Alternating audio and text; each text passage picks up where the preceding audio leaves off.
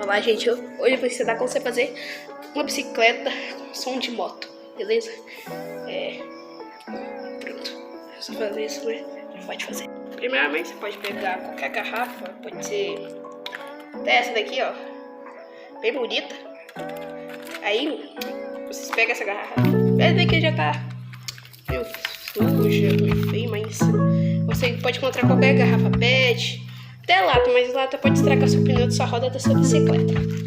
Aí você pode tanto na frente ou tanto atrás da sua bicicleta, mas eu recomendo atrás, porque aqui não vai fazer muito barulho. Pode atrapalhar, mas vocês colocam aqui, é difícil pra caramba. Aqui, vocês colocam aqui, deixa eu marcar a produção. Ok, produção, vocês colocam aqui.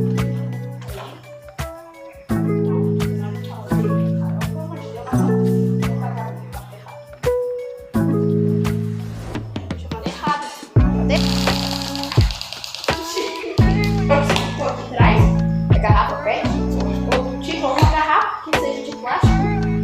Você coloca aqui atrás, para o pneu traseiro. Agora, pronto para os seus distribuidores de água.